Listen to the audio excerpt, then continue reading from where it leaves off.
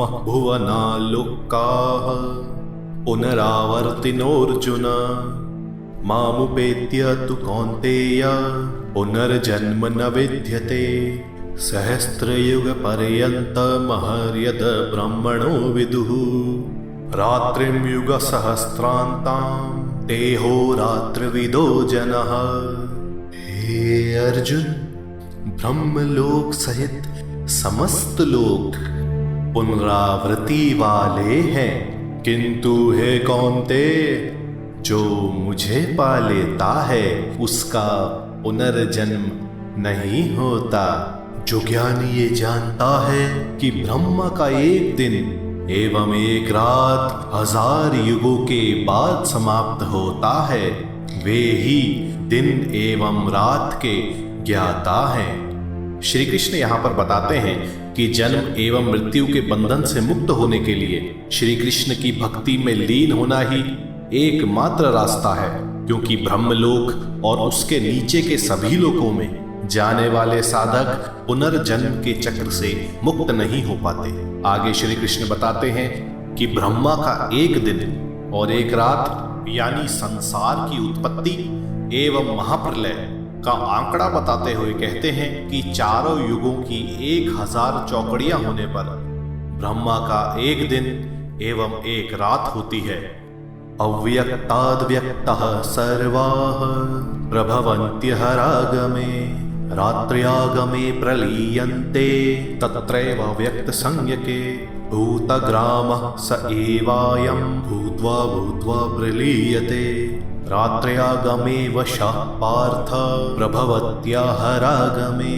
संपूर्ण सृष्टि का उद्भव ब्रह्मा के एक दिवस के प्रारंभ के साथ ही होता है। रात्रि काल के उपस्थित होने पर वे उसी अव्यक्त नामक कारण स्वरूप में लीन हो जाते हैं। हे पार्थ, वही जीव समूह बारंबार अव्यक्त में उत्पन्न होकर रात्रि के आगमन काल में लीन हो जाते हैं तथा दिन के आगमन काल में नियम के अधीन होकर प्रादुर्भूत होते हैं। भगवान श्री कृष्ण यहाँ पर बताते हैं कि समस्त मनुष्य ब्रह्मा के दिन और रात के साथ ही अव्यक्त से चेतना की अवस्था में उत्पन्न होकर पुनः अव्यक्त में ही विलीन हो जाते हैं। अज्ञानता, काम एवं कर्म के बंधन से वशीभूत व्यक्ति इसी दिन एवं रात्रि के चक्र में ही अनिश्चित काल तक फंसा रहता है, जब तक कि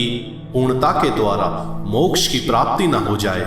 परस्तस्मात् तु भावोऽन्यो व्यक्तो व्यक्तात् सनातनः यः स सर्वेषु भूतेषु नश्यत्सु न विनश्यति अव्यक्तोऽक्षर इत्युक्तस्तमाहुः परमां गतिम् यं प्राप्य न निवर्तन्ते तद्धामं परमं मम। परंतु पूर्वयुक्त अव्यक्त भाव से भी जो श्रेष्ठ एवं विलक्षण भाव है, जो शाश्वत है, जो सनातन है, वह समस्त अस्तित्वों के नष्ट होने पर भी नष्ट नहीं होता। उस अव्यक्त भाव को अक्षर एवं परम गति कहते हैं, जिसे प्राप्त कर इस संसार में पुनर्गमन नहीं होता है।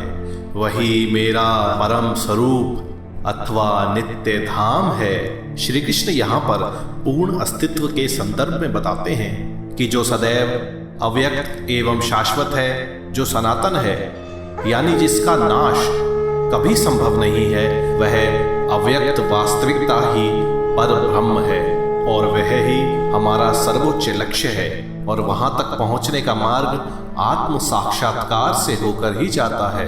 पुरुष सपर पार्थ भक्त्या लभ्यस्त्वनन्यया यस्यान्तस्थानि भूतानि येन सर्वमिदं ततं यत्र काले त्वनावृत्तिमावृत्तिं चैव योगिनः प्रयाता यान्ति तं कालं वक्ष्यामि भरतर्षभ। हे पार्थ, जिस परम पुरुष परमात्मा के द्वारा यह संपूर्ण विश्व व्याप्त है, जिनके अभ्यंतर में समस्त प्राणीगण स्थित हैं, वह केवल एकमात्र अनन्य भक्ति भाव से ही प्राप्य है। हे भरत श्रेष्ठ, योगी गण जिस काल में देह को त्याग कर पुनः इस भौतिक जगत में नहीं लौटते, अथवा जिस गति में शरीर त्यागने के पश्चात पुनः लौटना पड़ता है, अब मैं तुम्हें इन दोनों कालों का उपदेश दूंगा। श्री कृष्ण यहाँ पर अनन्य भक्ति के मार्ग को जीवात्मा एवं परमात्मा के बीच का संबंध बताते हैं। यह ही अपरिग्रह की भक्ति है। आगे श्री कृष्ण शरीर छोड़ने के बाद आत्मा के दो मार्गों का वर्णन करते हैं, जिसे शुक्ल एवं कृष्ण मार्ग कहा गया है। इसके विषय में श्री कृष्ण आगे विस्तार में बताएंगे। अग्निर्ज्योतितरः शुक्लः क्षणमासा उत्तरायणम् तत्र प्रयात गच्छन्ति ब्रह्मविदो जनः। धूमो रात्रिस्तथा कृष्णः क्षणमासा दक्षिणायनम् तत्र चान्द्रमसं ज्योतिर्योगिर्प्राप्य निवर्तते। शुक्ल कृष्णे गति ह्येते जगतः शाश्वते मते। एकया यात्यनावृत्तिं मन्यया वर्तते पुनः।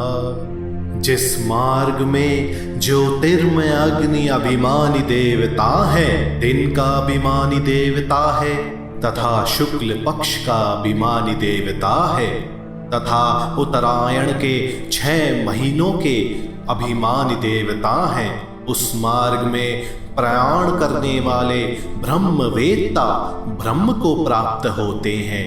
जिस मार्ग में धूमाभिमानी देवता हैं, रात्रिभिमानी देवता हैं और दक्षिणायन के 6 महीनों के अभिमानी देवता हैं, उस मार्ग में प्रयाण करने वाले योगी चंद्र ज्योति अर्थात कर्म फल स्वरूप पुण्य लोक को भोग कर उस कर्म फल का क्षय होने पर लौट आते हैं। शुक्ल एवं कृष्ण जगत के यह 2 मार्ग ही सनातन शाश्वत हैं। एक मुक्ति का मार्ग है तथा दूसरा इस संसार में पुनरावर्तन का। श्री कृष्ण यहाँ पर मृत्यु के पश्चात मनुष्य के 2 मार्ग शुक्ल और कृष्ण के बारे में बताते हैं।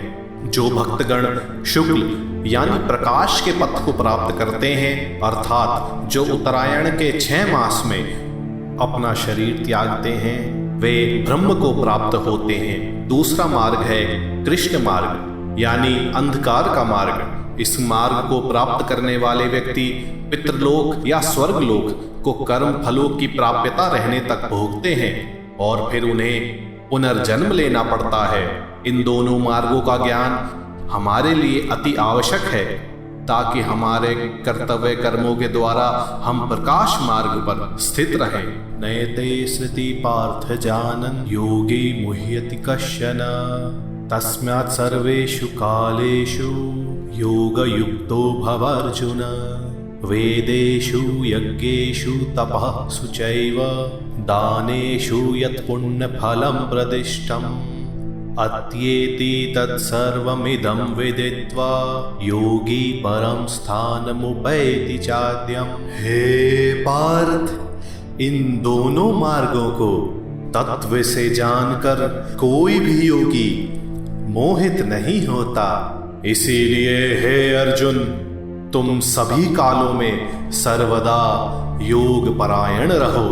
इस तत्व ज्ञान को जान लेने वाला योगी वेदाध्ययन, यज्ञादि अनुष्ठान, तप एवं दान कर्मादि के जो भी समस्त पुण्य फल शास्त्रों में उपादिष्ट हुए हैं, उनके परे जाकर परम सनातन धाम को प्राप्त करते हैं। श्री कृष्ण यहाँ पर बताते हैं कि दोनों मार्गों की प्रकृति एवं परिणाम का ज्ञान हो जाने पर योगी मोहित नहीं होता तथा संबुद्धि से साधना में लगा रहता है। ऐसा योगी वेदों के ज्ञान, यज्ञ, तप एवं दान से जो भी शास्त्र निर्धारित पुण्य फल हैं, उनके भी परे जाकर परम श्रेष्ठ, परम सत्य परमात्मा को प्राप्त करता है। इस प्रकार दिव्य श्रीमद् भगवत गीता के 8वें अध्याय अक्षर ब्रह्म योग की समाप्ति होती है। इस अध्याय में हमने परम अक्षर ब्रह्म एवं ओम के महत्व को जानकर कृष्ण एवं शुक्ल मार्ग का ज्ञान प्राप्त किया।